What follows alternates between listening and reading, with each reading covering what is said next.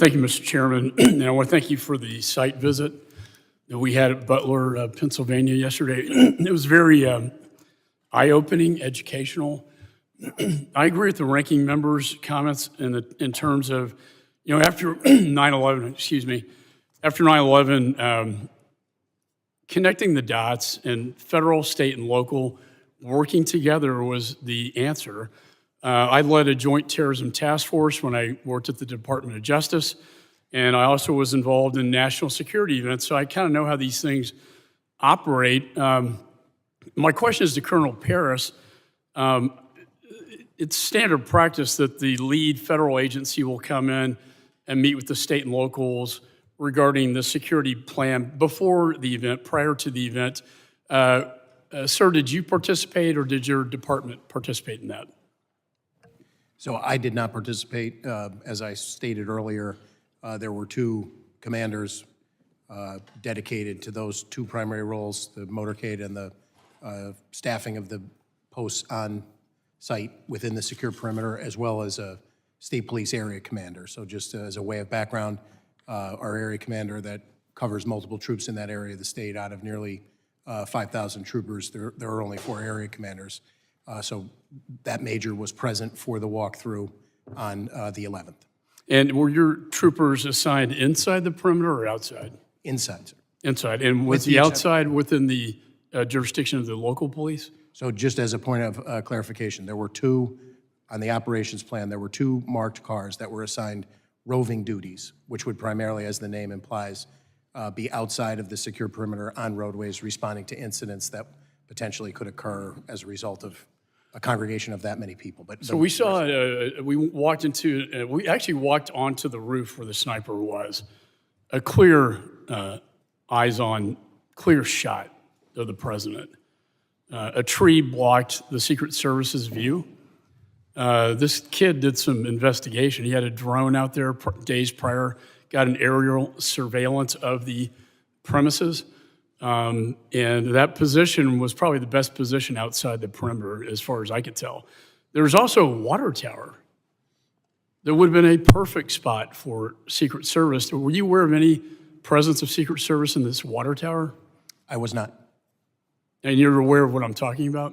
I am familiar. I physically flew out there on Saturday the 13th. It was still very much an active crime scene, so I did not walk the roofs, but I did. On the adjacent building, we got a tour of that as well, where I believe the local police were positioned. There were 3 windows. The first one had a plain view of where the sniper would be. However, they were stationed in the second and third windows. Are you familiar with this at all? I am not, from the standpoint that I have not seen the Secret Service's operations plan, and our deference would be to them to assign Butler ESU right. According and to. They were apparently local counter snipers. Do you know if they should have been assigned to the rooftop? I would defer to there are many ways that you can cover. Obviously, positioning people on the rooftop would be one of those. No, and going to the actual site, way too close. He should never have been allowed to get on top of that building. And I don't know how, and I know he was on your radar inside the perimeter. You seem to have lost him, and somehow he finds his way up to the rooftop unimpeded until a local law enforcement officer crawls on top of the roof and looks at him, and he points his AR-15 at him. My question to you is, what was the communication like that day? Typically, Secret Service has one channel for them, the other channel for state and locals. Was there any communication to identify, hey, this is not a local police officer, this is in fact an unidentified individual on the rooftop? Was that communicated to the Secret Service? So my belief, as I sit here today, is that we did have integrated communications from members that were inside of the Secret Service command post. Completely deferential to the ongoing nature of the investigation. I have an understanding of a sequence of events, but I would like to draw a distinction between a sequence of events, meaning... So my theory is that they thought maybe he was an officer, but then they find out he's not. The thing I find interesting is that the counter-sniper Secret Service, within seconds of the shots on the president, kills a suspect. That tells me he had him in his sights. Maybe he was not aware of who the individual was not identified. But I know within seconds after the shots were fired at the president, the threat was eliminated. And, lastly, I just want to end with this. This was actually astonishing, and I want to get your confirmation. He had a detonation device with him, and 2 of his bombs were located in his car that was parked on the other side of the perimeter. Seems to me a good theory would be that he was going to kill the president and then detonate his car, causing a diversion, and then escape from the crime scene.